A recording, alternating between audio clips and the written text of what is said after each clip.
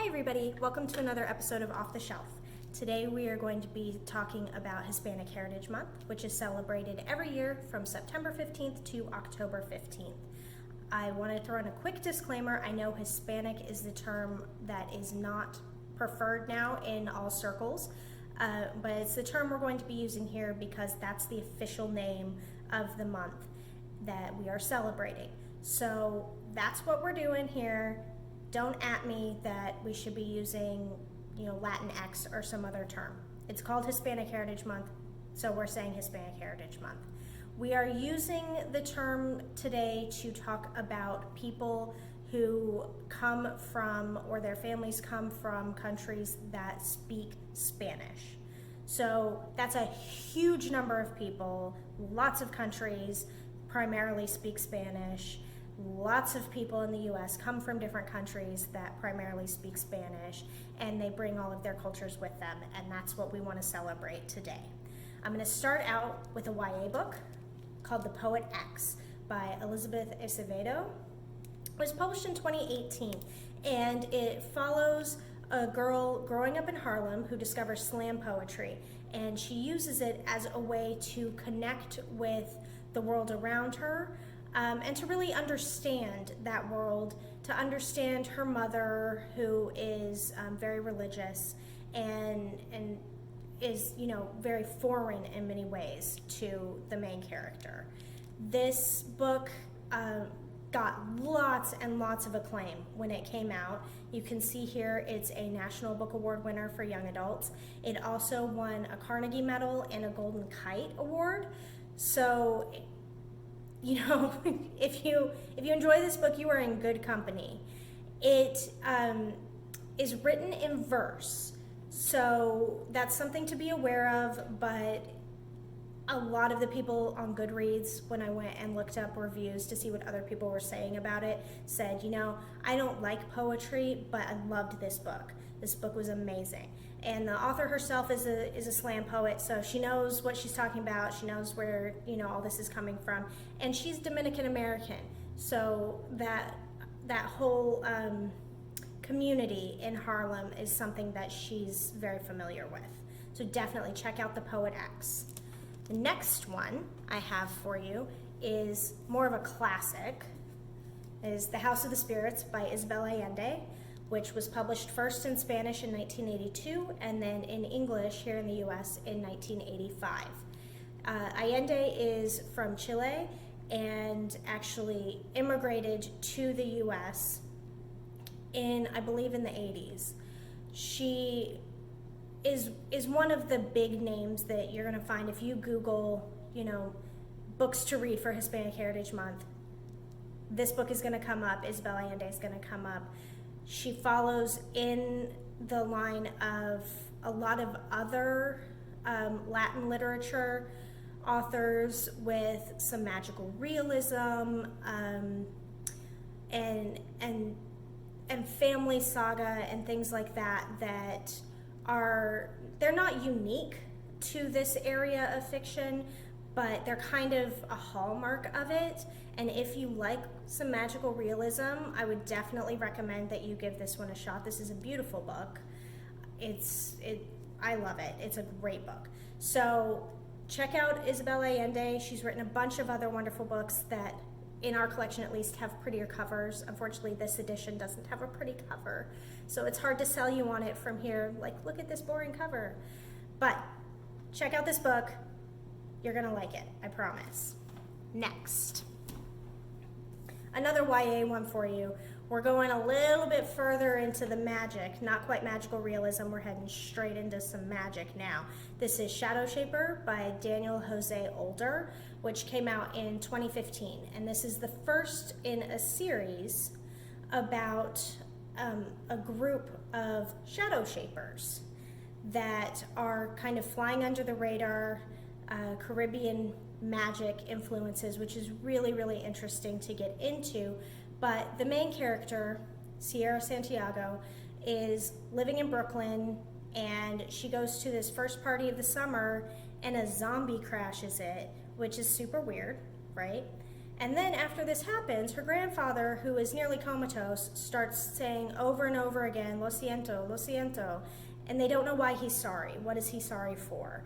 So there's a little bit of mystery, there's some magic, and you find out more about the Shadowshapers, and there's obviously a villain who's trying to take over the world because that's what villains do. But it's a lot of fun. It's a fairly short book. So if you're looking for something fun and a little bit more magical, check out Shadowshaper. If you enjoy it, check out the others in the series. Now, onto a totally different realm. I'm going to talk about Island Affair. Can you see that on here on my Kindle? This one is one that we have available as an ebook on Hoopla. And Island Affair is a brand new book. It just came out in 2020. It's a romance by Priscilla Oliveras. And it is a fake fiance romance. The main character, Sarah, is an influencer, and she and her fiance are supposed to be going on vacation with her family. And then her fiance doesn't show up.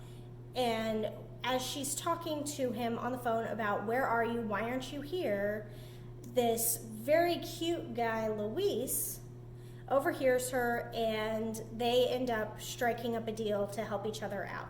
Luis is from a big Cuban family that's been living in Key West for generations, and they're all, very open and loving, and Sarah's family is not like that at all. So you get a bit of a culture clash in addition to the whole fake fiance thing. So it's totally different from the other books that we're talking about today, but it's a lot of fun. And if you are an Easton School District resident and you have access to Hoopla, you should definitely go and check it out. The next one, I don't know what to say about this book, guys. Lost Empress by Sergio de la Pava from 2018. I have not read it. I am intrigued by this book. There's so much going on. When you read the descriptions, it's hard to tell what actually this book is about. As far as I can tell, you've got two kind of separate stories, and over 600 pages, it's a fat one here, over 600 pages, they kind of come together.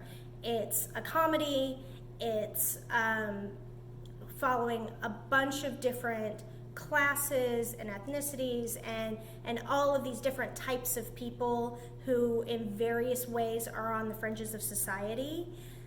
And I'm gonna have to read it soon because I have to know how this all comes together.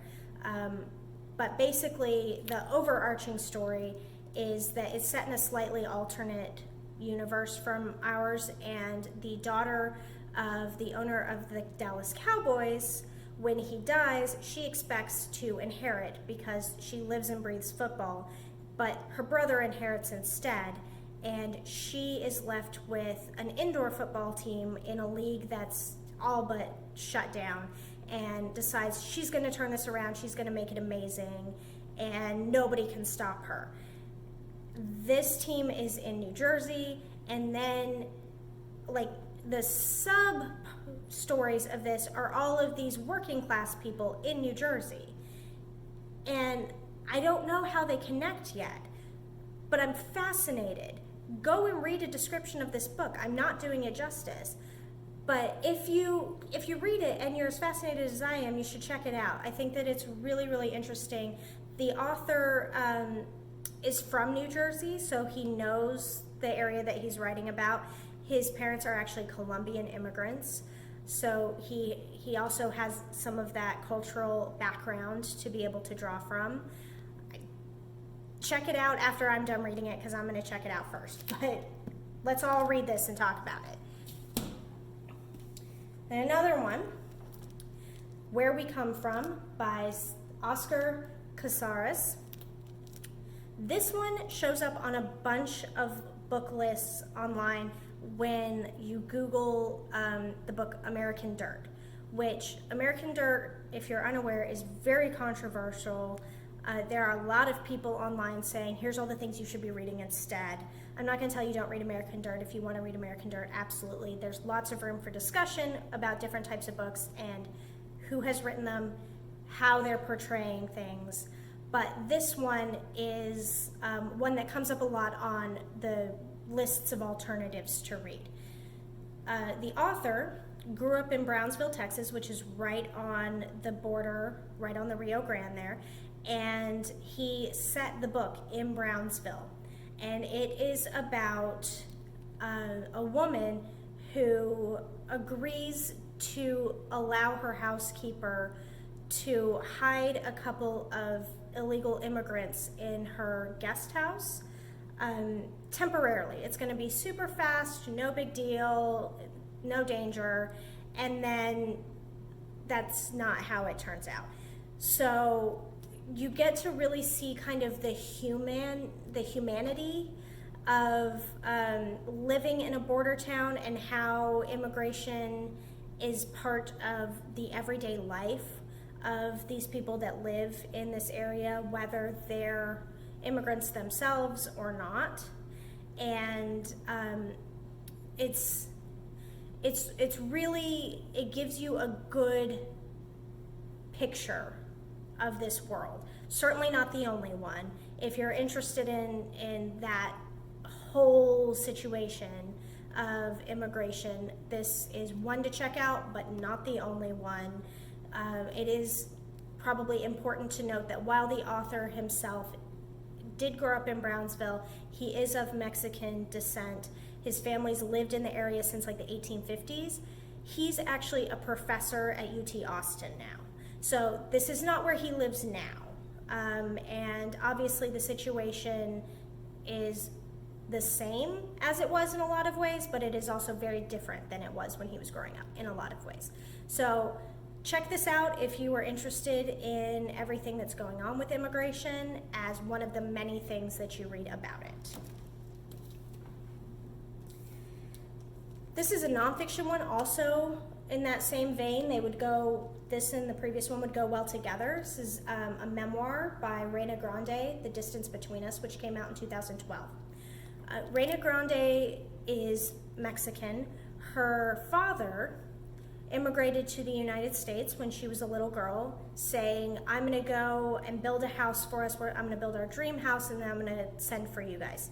And this went on for months and then years, and they felt very much abandoned by him. Eventually, he sent for his wife, but not the kids.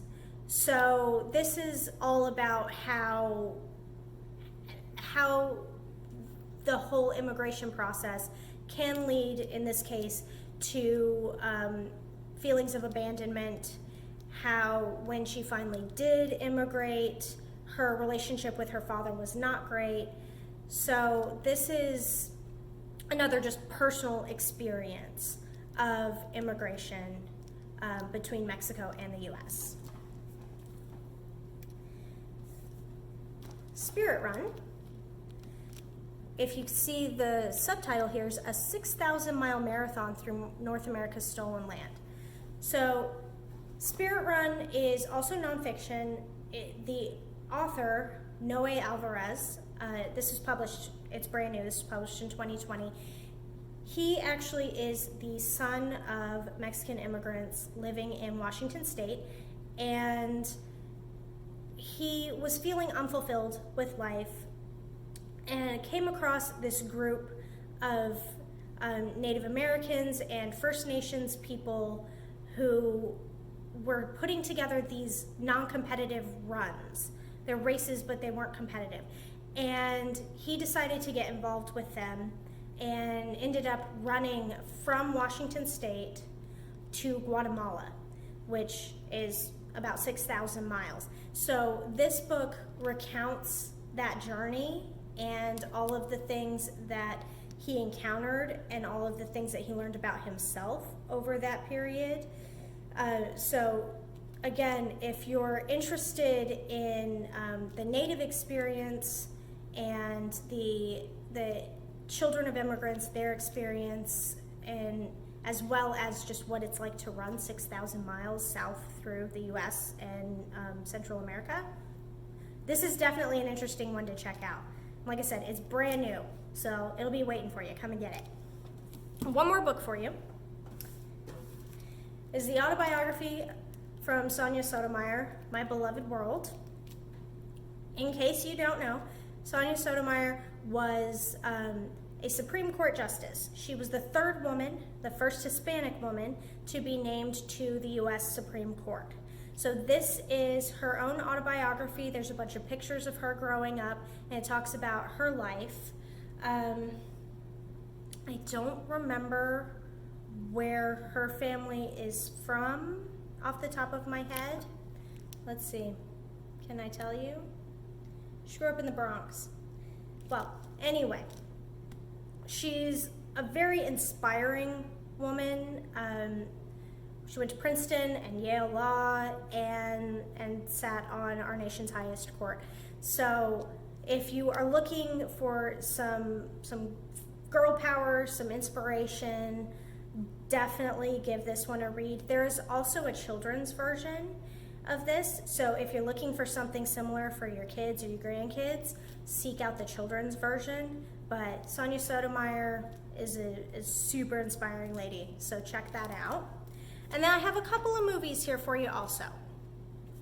First up is McFarland USA, starring Kevin Costner. It's a true story about a high school cross-country team from Central California, and they basically, this white coach comes in and knows nothing about these kids' backgrounds, but they kind of learn to understand each other, and they come together and are a successful cross-country team. The next one is Selena. So I'm guessing most of you know the basic story of Selena, but if you don't, Selena was a Tejano singer. She's from Texas. In the 90s, she had a flourishing singing career, initially singing in Spanish, but in the early 90s, she was recording her first English language album when she was murdered by the president of her fan club. So this movie is the story of her life right up to the end. It's not like a graphic murder or anything like that. It's actually a celebration of life in a lot of ways. And this is Jennifer Lopez's breakout role as Selena. So if you haven't seen this movie, or if you don't know about Selena's story, this is an awesome one. It's a lot of fun. The music's a lot of fun. Definitely give it a watch. And the last one is Cesar Chavez. Again, this is based on a real person, Cesar Chavez, who was an activist in California. He advocated for the farm workers in California, who are overwhelmingly immigrants, Hispanic, Spanish-speaking people, and he embraced a lot of nonviolence to give them better working conditions. Actually, in California, they have Cesar Chavez Day. The kids are out of school, and they celebrate him every year. So he's a big deal. This movie won the Audience Award at South by Southwest in 2014 when it came out.